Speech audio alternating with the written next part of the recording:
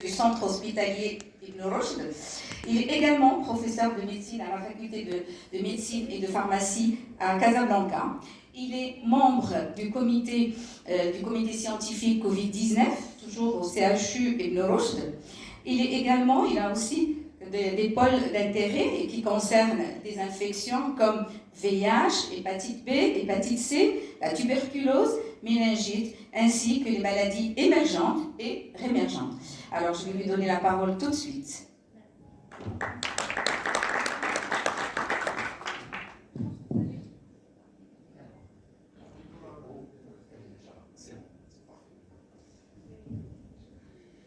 Bien, bonjour tout le monde. Merci pour cette présentation. Je crois que je terminerai, j'insisterai surtout sur les problèmes qu'on a actuellement, que nous vivons tous. C'est les problèmes de cette crise sanitaire de Covid-19 qui a posé beaucoup de problèmes à tout le monde, à tous les niveaux. Pas seulement au niveau de la santé, mais également au niveau des autres,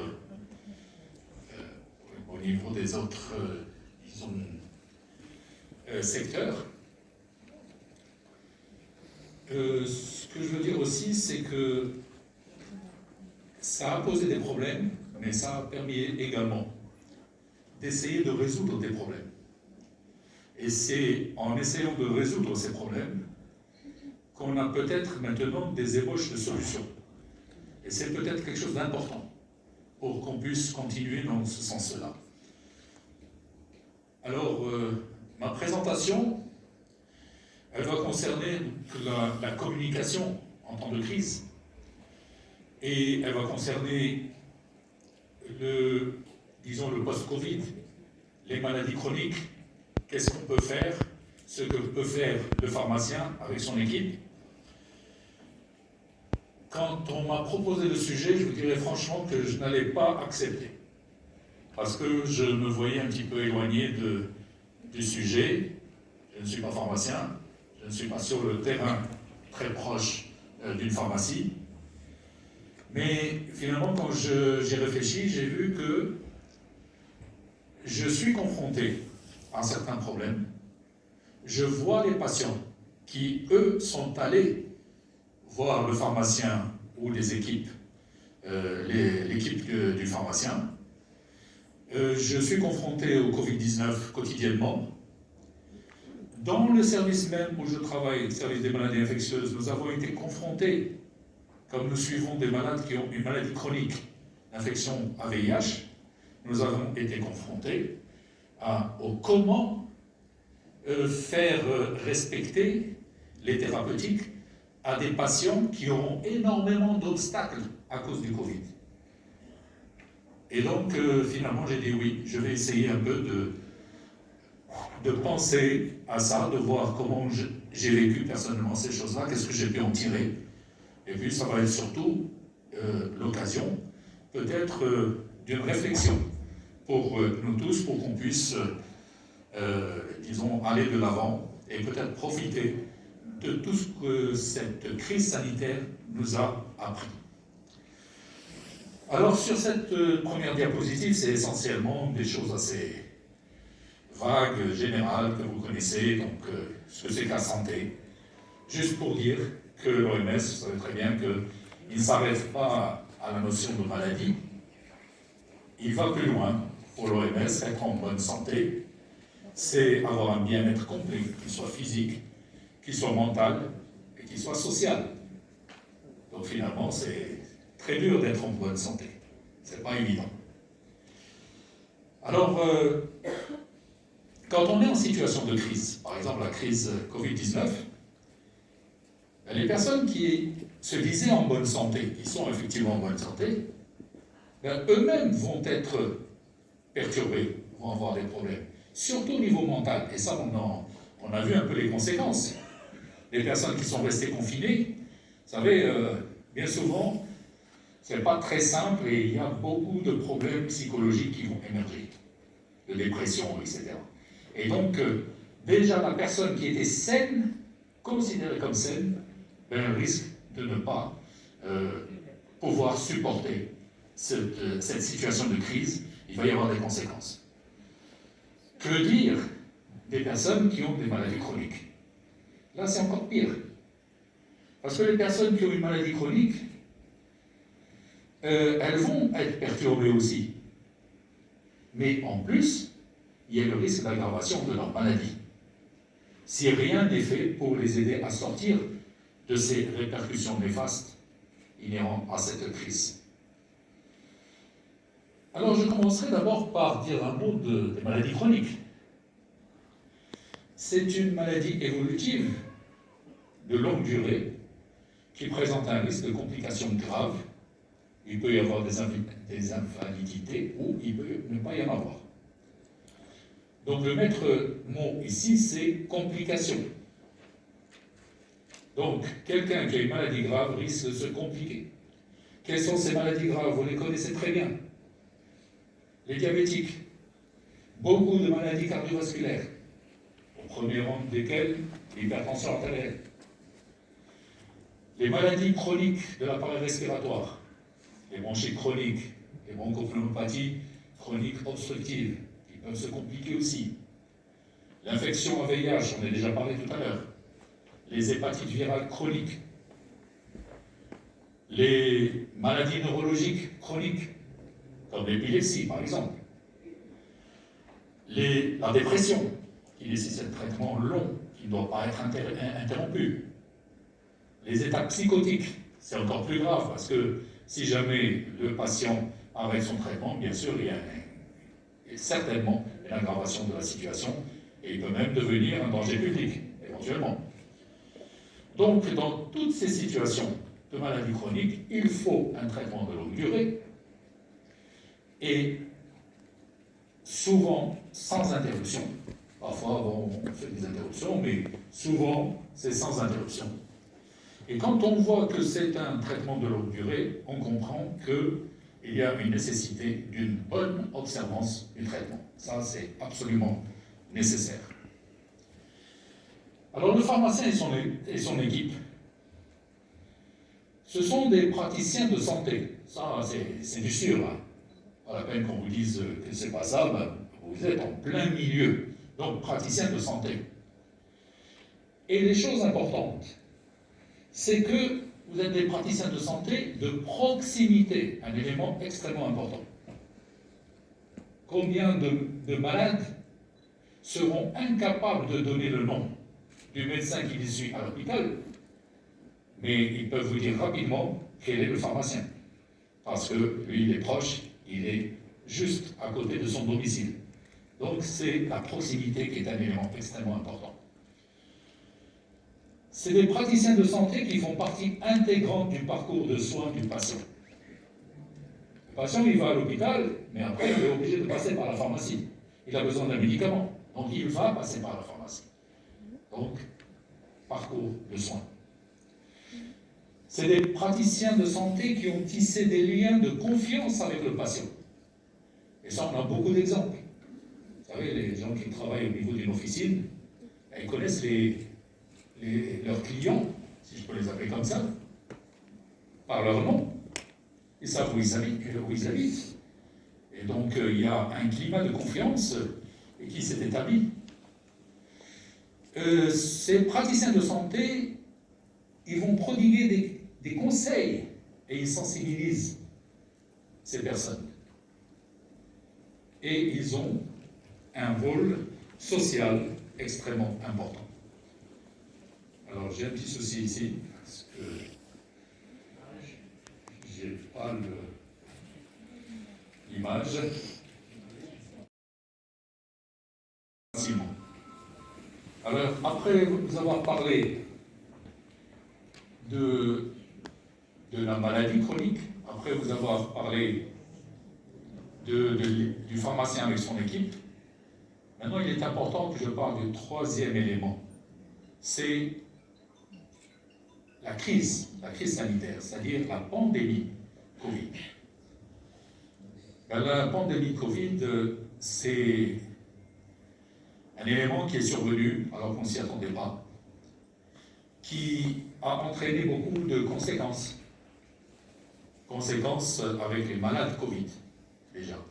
Donc il fallait s'en occuper au niveau des hôpitaux. Les médecins aussi ont eu leur part, les médecins du privé, les médecins du public. Tout le monde a eu sa part de patients Covid. Et dans tout ça, on a oublié les patients non Covid. Ils sont passés au deuxième plan. Et ça, on le constate partout.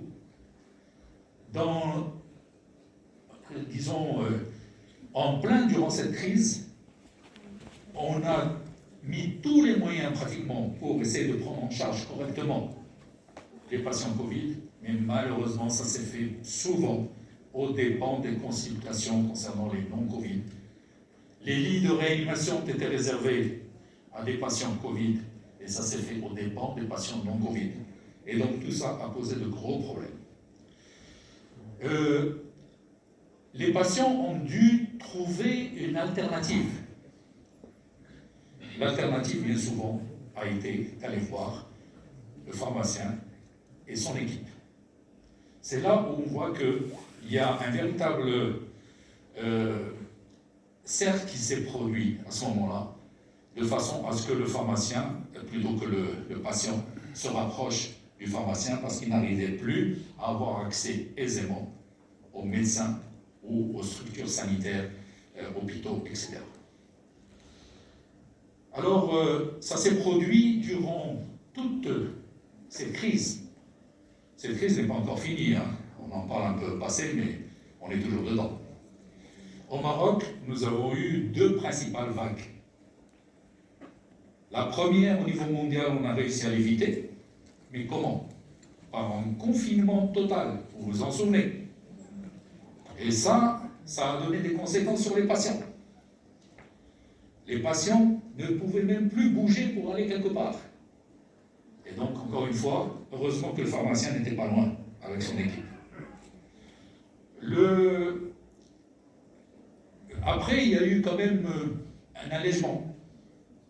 Après, il y a eu la vague, la première grosse vague.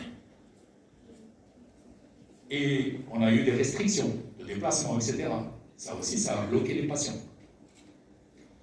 Il y a eu également, à côté des restrictions, il y a eu tous les autres effets en rapport avec cette crise Covid-19 que le patient devait vivre et il ne pouvait pas avoir accès à ces traitements aussi facilement qu'il aurait pu le faire. Alors, j'avance, puisque... Voilà, donc là, je vous ai parlé un peu du confinement, des restrictions de circulation. J'avais oublié le couvre-feu, qui lui aussi bloque un petit peu les gens. Voilà, mais je passe. Voilà. Alors, je vais continuer avec cette diapositive, parce qu'il y a des choses que je ne vous ai pas dites. Les pharmaciens ont continué à assurer les services pour la population, malgré toutes les difficultés durant le Covid-19. Et là, j'ai trouvé un sondage qui a été réalisé au Canada qui nous montre que 89% des personnes interrogées pensent que les pharmaciens ont joué un rôle central dans la gestion de la pandémie. C'est très important. 31% ont consulté un pharmacien avant de s'adresser à d'autres soignants, parce qu'il avait des difficultés à aller vers les autres soignants. Et 31% continueront à le faire après la pandémie, parce qu'ils ont trouvé que c'était plus simple. Ils y ont pris goût. Donc je crois que, on en parlait tout à l'heure, mais je pense qu'il faut surfer sur cette vague. Il faut essayer d'avancer. Le dépassement, bien sûr, vous le savez, ça, le dépassement des capacités des structures de santé a redirigé les patients vers le pharmacien. Voilà, tout simplement. Mais attention, il ne faudra pas tout traiter en pharmacie. C'est clair. Le pharmacien doit pouvoir assurer un triage selon l'urgence et faciliter le transfert vers les structures de prise en charge adaptées lorsque c'est nécessaire. Là, quand même, ça reste extrêmement important. Et là, c'est ce que j'étais en train de vous dire tout à l'heure, quand la lumière est revenue. C'est que quand on fait de l'éducation thérapeutique, c'est pour obtenir une bonne observance, et qu'on ne peut obtenir une bonne observance que si la personne a envie de se traiter, donc le vouloir, que la personne comprenne et sache pourquoi elle se traite, c'est le savoir, et enfin, il faut qu'une fois qu'elle a envie de se traiter et qu'elle sait pourquoi elle se traite, il faut qu'elle y arrive. Autrement dit, il faut qu'elle accède au traitement, qu'il n'y ait pas d'obstacle. Donc il faut pouvoir accéder à ce traitement. Donc voilà les piliers, si vous voulez, pour qu'on réussisse à traiter correctement. Eh bien, en tout cas, le pharmacien et son équipe, ils peuvent intervenir sur ces 3 éléments. Vous pouvez provoquer ce vouloir. Même le patient qui ne veut pas, vous pouvez lui expliquer qu'il a tout intérêt à vouloir se traiter. Il faut le convaincre de l'importance de la prise en charge. Il faut expliquer les conséquences de la négligence de l'état de santé. Attention, parfois c'est juste une peur. Vaincre la peur ou la méfiance vis-à-vis des traitements. Là, on en sait quelque chose actuellement avec les vaccins. Donc, il faut essayer d'aider à vaincre cette peur. 3e élément, c'est le savoir. Ben, le savoir, c'est que le patient, il faut qu'il comprenne qu'est-ce qu'il a comme maladie. Il a une maladie chronique, oui, mais il faut que ça lui dise quelque chose. Eh bien, on va lui expliquer ce que c'est que sa maladie. On va le convaincre que c'est un traitement prolongé, voire même pour certaines maladies, c'est des traitements à vie. Il faut qu'il en soit conscient. Sinon, à chaque fois, il va se dire « j'ai peut-être guéri ». Il faut qu'il comprenne l'ordonnance. Il faut qu'il sache ce qu'il faut faire en cas d'erreur de prise. Il faut connaître les effets indésirables des traitements. Et puis enfin, le 3e élément important sur lequel le pharmacien et son équipe peuvent agir, c'est agir sur cet élément pouvoir se traiter. Ben là, il faut s'assurer que le patient sait éviter les ruptures de traitement. C'est des choses très simples. Mais parfois, le patient, il ne sait même pas et il ne prend pas disons, la peine de compter les médicaments, les comprimés qui restent. Et puis, il tombe en rupture durant un week-end. Voilà. Alors que si on l'a un petit peu éduqué, on lui a expliqué, on lui en a parlé, ben, il ne tombera jamais en rupture pendant un week-end. Voilà. Et donc, ça peut beaucoup aider. Trouver le moyen de lui faire parvenir le traitement, si besoin. Voilà un autre élément sur lequel on peut agir. Et prévoir, bien sûr, au niveau de la pharmacie, suffisamment de stock en fonction des patients qui ont ce genre de pathologie pour qu'il n'y ait jamais de rupture au niveau de la pharmacie. Alors, si l'équipe doit convaincre, il faut qu'elle ait la capacité de convaincre. Ben, là, il faut déjà bien communiquer. Il faut connaître la maladie. On ne va pas parler de quelque chose qu'on ne connaît pas. Il faut connaître le patient. Ces 3 éléments, je dirais que pour bien communiquer, ça c'est des choses que vous connaissez, hein, c'est un peu de la communication, des choses importantes comme la mimique. Quand vous regardez votre patient et il est là, etc., il est en train de regarder votre visage. Et donc, votre visage doit exprimer ce que vous voulez qu'il comprenne. Donc, c'est la mimique, la gestuelle, l'intonation de la voix, l'empathie. Bien sûr, je ne dis pas qu'il faut souffrir avec le patient, ça loin de moi cette idée, mais il ne faut pas aussi qu'on néglige sa souffrance. Donc, il faut qu'on soit dans un juste milieu, c'est l'empathie. Il faut qu'on soit très discret quand on est en train de lui apporter des informations. Il faut assurer une confidentialité. Il faut bien choisir les termes qui sont compris par la personne. Il ne faut pas employer des termes trop sophistiqués, trop scientifiques, qui risquent un petit peu de ne pas être compris. Il faut respecter les convictions, que ce soit des convictions culturelles, des représentations culturelles d'une maladie, ou des convictions religieuses.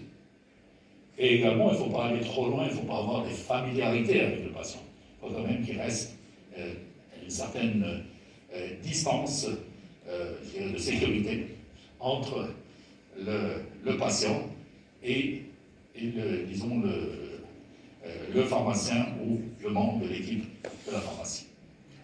À côté de ça, il faudrait également connaître la maladie. Donc là, il faut que les personnes qui sont au niveau de la pharmacie aient une idée sur les maladies chroniques les plus fréquentes, une idée succincte des choses réelles. S'interdire surtout d'affirmer des choses incertaines, qui risquent d'être captées par le patient et il va les prendre pour argent comptant. Il faut renseigner sur les effets secondaires possibles des médicaments. Il faut identifier les situations où un avis médical est nécessaire et donc ne pas hésiter à, pousser le patient à aller consulter le médecin, même s'il y a des difficultés à y aller. Enfin, il faut connaître le patient. Il faut s'enquérir de sa situation socio-économique. Il faut identifier d'éventuels obstacles qui peuvent entraver l'approvisionnement. Il faut anticiper les besoins en médicaments. Ça, c'est pour le stock, si vous voulez. Il faut identifier les risques de tension sur les stocks, surtout quand on est en période de crise sanitaire. Les approvisionnements au niveau national et au niveau international risquent d'être un petit peu perturbés, et donc ça aussi, il faut en tenir compte. On ne peut réussir ça que s'il y a un minimum de formation et de sensibilisation de l'équipe qui permettent d'accéder à tout ça. Alors, le pharmacien et son équipe, vous faites déjà ça. Mais vous faites sous la forme de sensibilisation pour l'instant. Et il va falloir diversifier cette activité. Il faut passer à l'éducation thérapeutique, qui est le niveau qui vient juste après la sensibilisation. Il faut que vous réussissiez à faire de l'accompagnement dans le parcours de soins. Il faut répondre à l'accroissement du besoin d'accompagnement en temps de crise Covid. Parce que le patient, là, il a besoin de plus, d'accompagnement que dans les situations de vie normale. Il ne faudra pas oublier qu'il faudra de la formation dans le domaine des maladies chroniques, comme j'ai dit tout à l'heure, mais également dans le domaine de la communication. Ce n'est pas des formations extrêmement poussées, etc., mais au moins un minimum pour qu'on puisse accéder à des choses de qualité. Et ça, va falloir se battre pour ce dernier point. Il faudra obtenir la reconnaissance de cette activité. Là, c'est plus difficile. Il va falloir capitaliser sur l'existant, ce que vous faites déjà, et il va falloir aller au plaidoyer pour réussir à faire passer certaines choses de façon officielle. Alors là, je vous donne un exemple, l'exemple du diabète, pour montrer que le plus important, c'est que l'approche soit toujours centrée par le patient. Une approche centrée sur le patient. Vous voyez ici, le diabétique, il a un médecin qui le suit, un médecin généraliste, il a aussi le diabétologue, il a une diététicienne, une infirmière, d'autres spécialités éventuellement, parce que ça peut être le cardiologue, ça peut être d'autres, le neurologue, etc., en fonction des besoins de ce diabétique, et il y a le pharmacien qui est là. Eh bien, le pharmacien, il connaît le patient, mais à travers le patient, il va connaître aussi les autres personnes qui interviennent, les autres intervenants.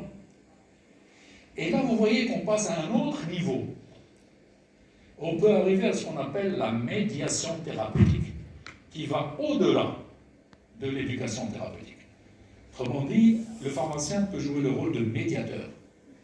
Il est là, il connaît le patient, il peut savoir qu'il a besoin d'un cardiologue, donc il peut éventuellement le mettre en relation avec un cardiologue, etc., etc. Ça, c'est juste des exemples pour qu'on voit un petit peu ce qu'on peut faire à la limite dans ces choses-là.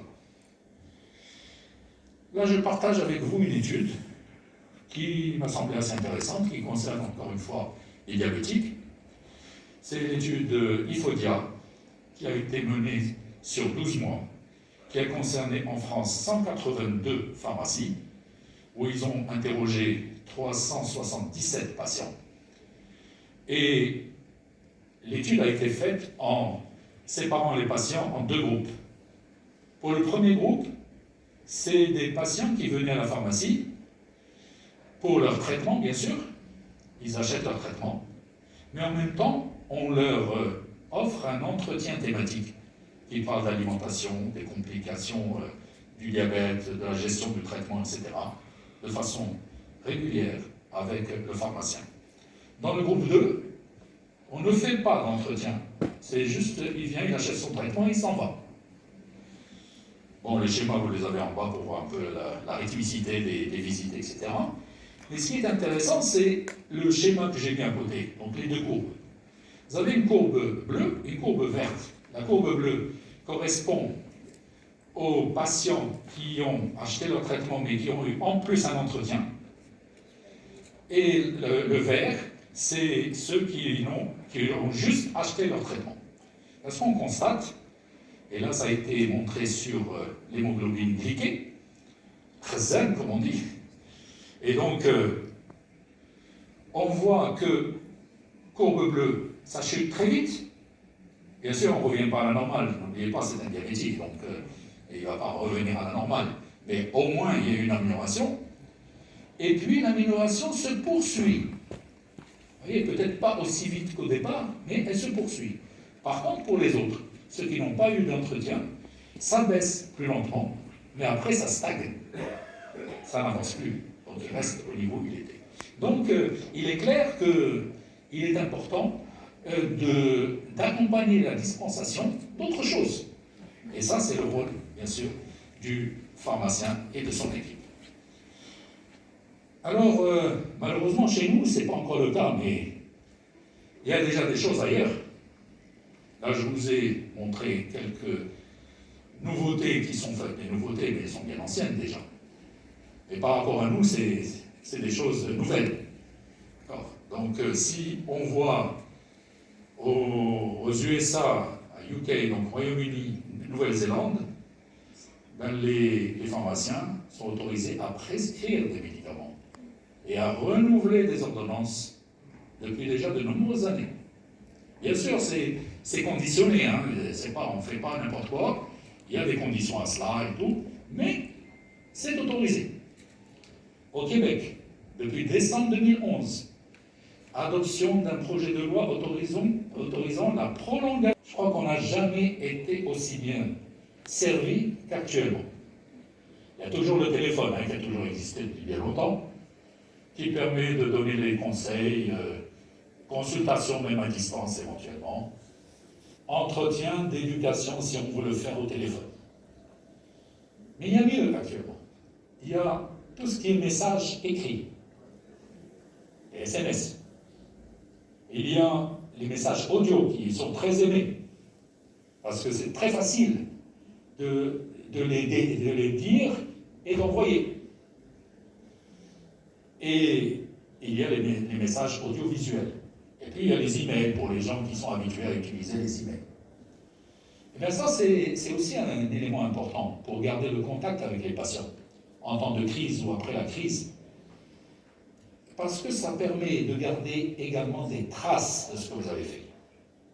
Si vous dites non, vous avez donné quelque chose qui est faux, vous avez fait une erreur, non, il reste une trace. J'ai répondu, voilà ce que j'ai dit. Ça, c'est aussi très important. Des traces des échanges, des images, des vidéos, etc. Et autre chose, comme ces choses-là sont très chronophages, et que vous êtes occupé au niveau de l'officine, ben ça vous permet de répondre en différé. Ça aussi, c'est très important. Une fois que vous avez un petit moment, ben vous allez vérifier qu'est-ce qui s'est passé, puis vous répondez aux gens. Et c'est beaucoup plus simple comme ça. Il y a les visioconférences. Ça, c'est à la mode, bien sûr. Ben là aussi, ça peut être utilisé. Ça permet d'interagir en temps réel avec le patient. Ça permet d'expliquer, par exemple, une procédure. Il n'a pas très bien compris comment on fait pour ouvrir quelque chose ou pour remplir la seringue ou je ne sais pas, un turbo à l'air ou autre. Ben, vous pouvez lui expliquer grâce à cette visioconférence. Vous pouvez aussi vérifier avec lui les médicaments. Vous pouvez également vérifier de visu les signes cliniques, les signes physiques. Il vous dit j'ai eu une éruption. Hein, vous pouvez lui dire bon, tu diriges ta caméra dessus et je vais voir. Et là, ça va peut-être vous évoquer quelque chose ou ça va vous faire dire qu'il faut absolument aller voir le médecin. Autre élément, c'est l'approvisionnement. ben, il peut être réalisé directement en officine, c'est ce que vous faites, c'est la dispensation classique. Il y a aussi, ça nécessite quand même que le patient soit proche, donc à proximité, et aussi que le patient soit autonome, qu'il puisse venir chercher son traitement. Parfois, ce n'est pas vraiment le cas, et parfois, si on est en période de restriction de circulation, ben, ça peut être un peu compliqué. Mais il faut peut-être développer, ou peut-être vous le faites déjà, la livraison à domicile. C'est pour... ben, maintenant, je parle de choses parce que vous allez discuter un package. Voilà. Donc là, je vous donne peut-être des pistes pour que quand vous allez discuter, quand on discute sous forme d'un package, ça pourrait être utile. Parce que ça peut être utile pour un patient à autonomie réduite et non aidé par une tierce personne.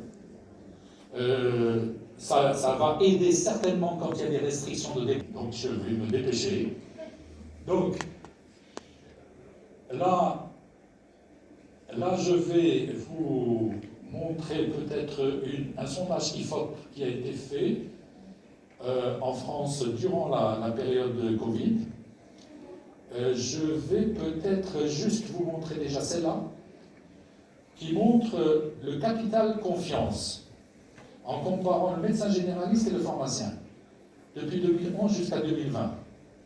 Vous voyez que depuis 2011, il y avait toujours un capital confiance qui penchait plutôt vers le généraliste, et le pharmacien perdait du terrain année après année. Et vous voyez que avec la crise, eh ben, c'est très rapidement remonté en faveur du pharmacien. Donc il y a manifestement quelque chose qui montre le rôle des pharmaciens dans cette histoire de Covid et dans le post-Covid. Et ils ont aussi posé des questions aux personnes pour leur demander est-ce qu'au niveau des officines, il y a respect des gestes barrières? La plupart disaient oui. Est-ce que le pharmacien exerce courageusement son activité durant le contexte Covid? Oui, de loin. Est-ce que le pharmacien est indispensable dans votre vie quotidienne? Il y a quand même 91% de bonnes réponses. Alors, est-ce que la pharmacie constitue un lieu de santé pour les patients? Là, ils sont moins catégoriques. Et sentiment d'attachement, moins catégorique quand même. Alors, il y a aussi ici, voilà, est-ce que cela va vous intéresser? Est-ce que le pharmacien doit être davantage associé à l'élaboration des politiques de prévention en matière de santé? Les patients sont très favorables, 82%. Oh. Bon, je crois que ça, c'était les plus importants. Et regardez la livraison à domicile. 90% pour. Regardez le test Covid fait en pharmacie, alors que chez nous, ça posait des problèmes. 88%. D'accord? Les dépistages, par exemple, du streptocoque bêta-hémolytique du groupe A, 81% pour. La vaccination contre la grippe en pharmacie. En France, au Maroc. Et vous voyez, c'est 80% sont pour. Donc vous voyez qu'il y a quand même des choses qui évoluent. Et on voit que le patient, lui, il est favorable à ce que beaucoup de choses se passent en pharmacie. Alors, en conclusion, je vous dirais que, alors que le système de santé était mis à rude épreuve durant la crise Covid,